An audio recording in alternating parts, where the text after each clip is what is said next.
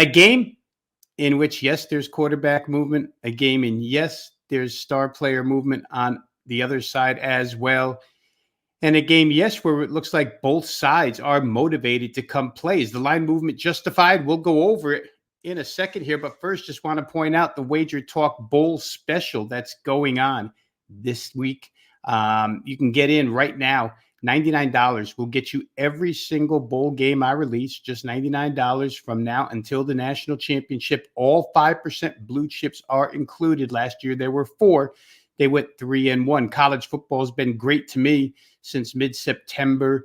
Number 1 profit producer at Wagertalk.com, up 58 units, hitting 62% since mid-September. That's a 3-month span. And when we date back 2 years running now, number 1 at Wagertalk in units provided on totals in college football. So you see plenty of totals from me. Obviously, those who follow me know that already, but we'll get with some totals here. Some plays for Saturday. Right now, let's go ahead and hit this Miami of Ohio Appalachian State game. And once again, just don't forget, $99 for the entire bowl season. All right, let's get a look at this. And obviously, the first thing here in any of these early bowl games is motivation. Generally, when you have a big favorite and a huge dog, you look at the huge dog because the huge favorite probably isn't motivated. Here, it's not really the case. Game opened 4.5. Appalachian State, the favorite. It's been pushed to 6.5. You do see a couple 7s out there now. Most of that on the news that Miami of Ohio, number 2 quarterback, Avion Smith, has departed for the transfer portal. Their number 1, Brett Gabbert, was hurt 4 weeks ago, hasn't played since. Leg injury knocked him out for the season. Avion Smith, a big factor in that MAC championship win that Miami produced over Toledo. So he's absent here. And what that leaves them with is their third-team quarterback, redshirt sophomore Henry Hessen, who has only thrown 5 passes in his entire college football career. So you've got an inexperienced guy at QB here against Appalachian State. We'll look at motivation for Miami. I think they're highly motivated. They just come off a MAC championship victory, and they'd love to double up with a bowl game victory as well. So you're going to see a spirited effort out of these Miami of Ohio RedHawks.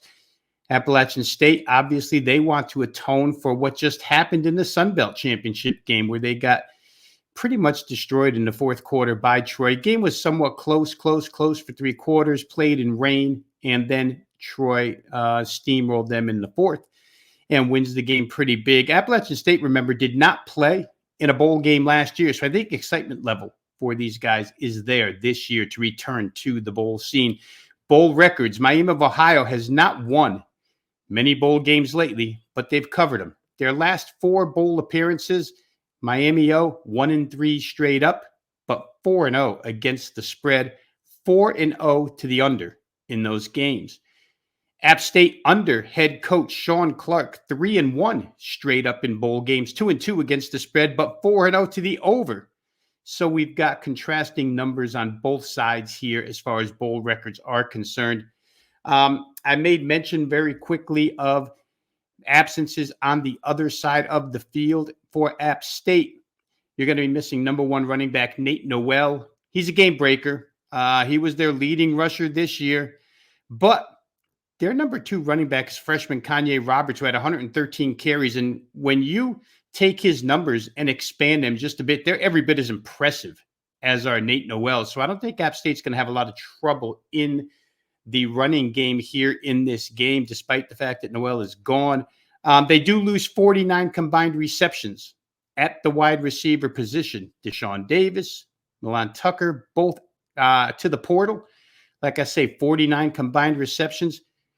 But App State's receiving core went 7 deep this year, and those guys ranked 5 and 7 in yards per game. So again, absences, but are they significant absences? I'm not sure either are. Not like the Avion Smith absence at quarterback for Miami. Let's get to the keys for this game because I think it's real simple. This game sizes up to be Miami of Ohio's offense and Miami of Ohio's defense, plain and simple. I talked about the quarterback situation. Can Henry Hessen come through here? 5 pass attempts, in a career.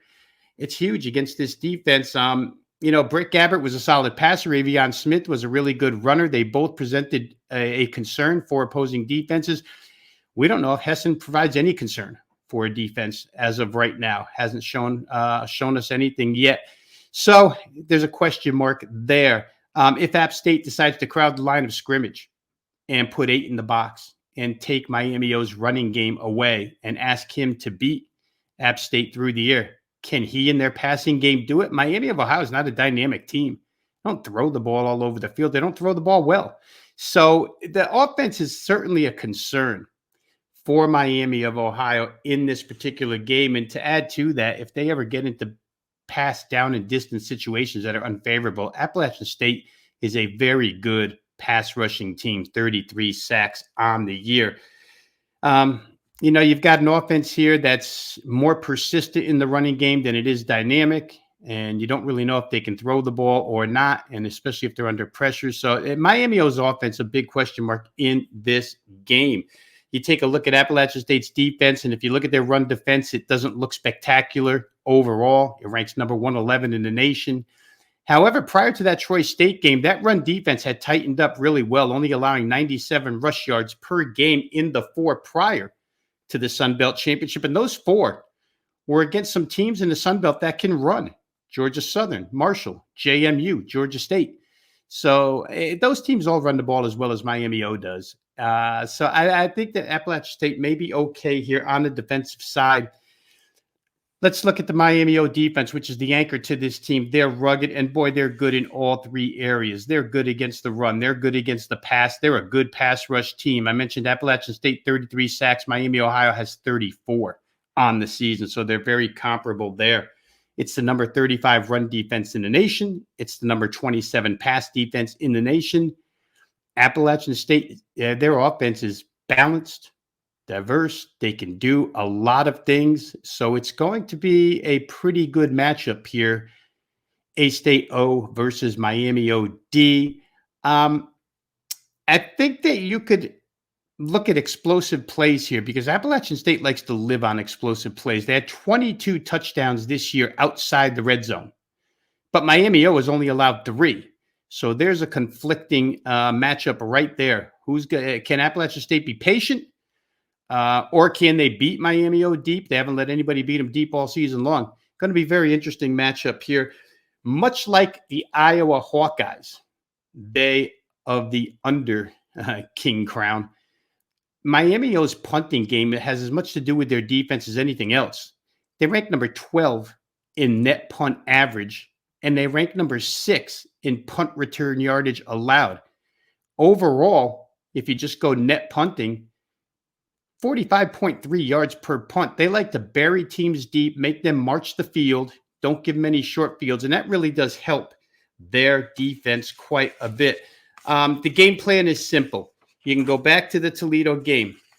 We'll just look at, in the end, how we think this thing will finish up. And I have the utmost respect for Chuck Martin here as head coach. Chuck Martin is going to devise a game plan for this game. I said earlier, he's 4-0, last 4 against the spread in bowl games. He makes life tough on the opponents, but I'm not sure he has enough personnel to pull this one off. Appalachian State, you can use them as a profile comparison to Toledo, which Miami of Ohio just beat in that MAC championship game. In that game, Miami O took forever to snap the football when they were on offense, 34.6 seconds per play. They ran it a ton. 73% of their plays were running plays. And they won the turnover margin 2-0. They didn't commit a single turnover, played clean football. That's their blueprint. Can they duplicate it? Not quite sure. Here's a couple of reasons. The drop-off at quarterback is significant. Avion Smith had a big game in that game against Toledo. 99 yards rushing. He was a significant ball carrier, 21 carries. He had a 50-yard run at one point, which was a difference maker in that game. Not sure Hessen can do the same. Don't know if he can run it 21 times for almost 100 yards and pull off a 50-yard run. So I think there's a drop-off there. And unlike Toledo, which Miami of Ohio, being a conference mate, knew inside and out, it's the first time they've played Appalachian State. They really don't know what to expect here from Sean Clark's troops. I think that Appalachian State can use that to their advantage early to their offensive advantage early and get out in front. If they get out in front, and if they get out in front significantly, 14-0, something like that, 13-0, 14-0, Miami is just not built to come from behind. Right now, you're asked to lay 6.5. That's where the line has been driven up to. I think Appalachian State is good enough to cover this number. All the respect in the world, once again, for Miami O's bowl appearances, their motivation here, Chuck Martin's ability to devise a blueprint. But I think the other side's the right side here. So we're going to play Appalachian State minus the 6.5 in this game. If you like all the analysis you get here on Wagertalk, if you like all the sports we cover each and every day, go ahead and hit that like button. Comment in the comments section. We do our best to reply to everybody's comments.